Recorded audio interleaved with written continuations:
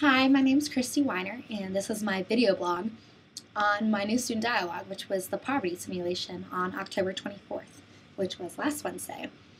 And basically how they ran the poverty simulation was when you arrived, you were given a name tag, and that name tag had your identity on it. I was Ted Tiskett, and it said 80-year-old man and had a picture.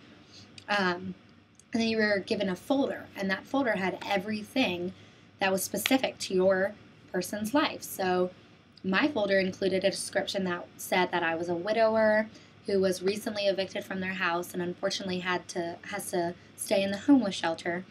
And it even included things like how I'm very lonely, and the fact that I really don't have anybody makes me really nervous to go outside, and face the world on my own, which is very understandable.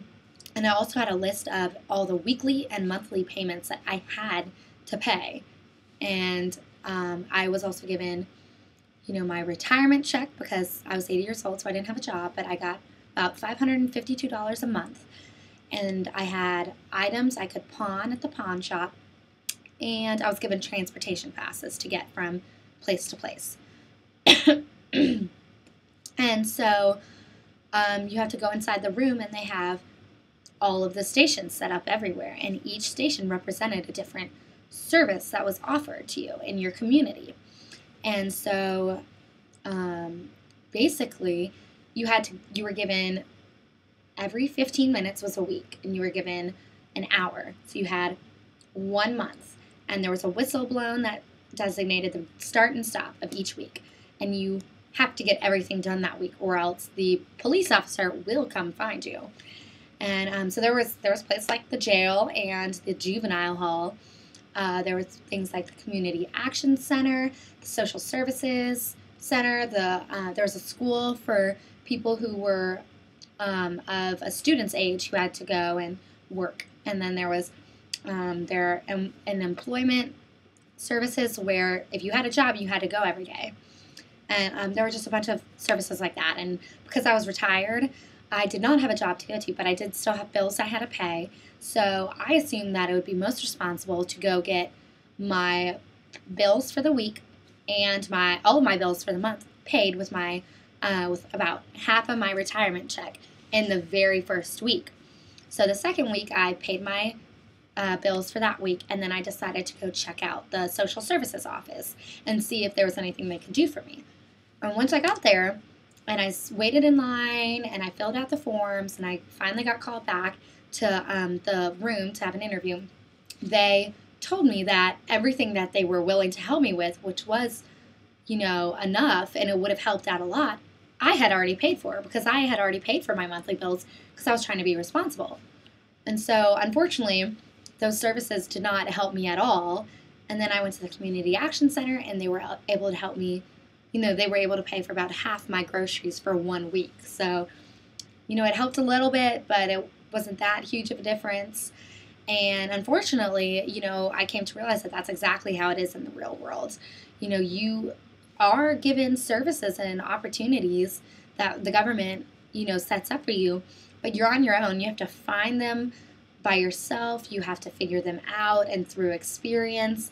And you have to have the time of day to find them and utilize them. And most people who have a job job and kids to take care of to get to and from school don't have time to explore all these, extra opportunities that you have to be helped out. They just want to get their bills paid, their job done, and pick up their kid. And, if they don't do that, they can get in a lot of trouble. So they did everything they could. Everything is basically out of your control in that simulation. And one little mistake where you spend like a second too long at one station and you try to go over and get your bills paid, the week could be up. So one little thing could just throw off everything and get you in trouble, and you have absolutely no opinion of it, or you don't have any control of it because it was purely circumstantial. And so and nobody wants to be poor. Nobody tries to be poor. Everybody tried their hardest in that room to make the best out of all the opportunities they were given and, try to make the situation for them and their family better. But, it was just hard. It was very difficult. And so that really reflected real life. I definitely thought, because there are services offered for those who are, around or below the poverty line, but they're so busy trying to work and get their paycheck and feed their families that they don't have time to explore those options. And it all really reminded me of one of my mission trips last year to Peru. We helped out in a few different orphanages, and in one orphanage, it was one man running the entire place with a few volunteers and 800 kids. And they were in very small rooms. Like, he had to provide them with food, shelter, and skills that they could carry on for the rest of their lives. And that would be some use to them.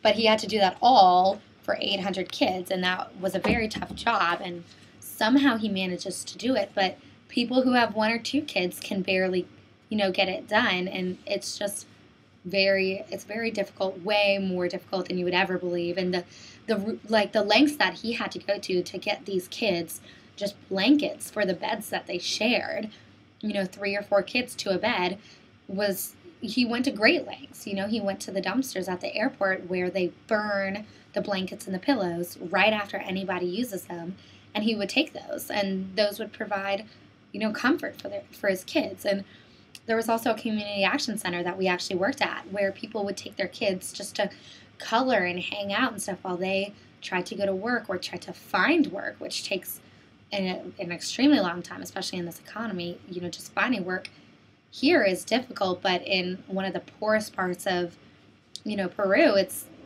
you can't even imagine. So, I have some pictures somewhere, actually, of my trip to Peru. Oh, here we go. And this is one of the boys who lived at the 800 kid orphanage that we just got to hang out with and, distract him from all the responsibilities that he as a 6-year-old has. He has to get all his laundry done. He has to cook his own food. That's the only way they can have it, just to make ends meet just for them and to survive.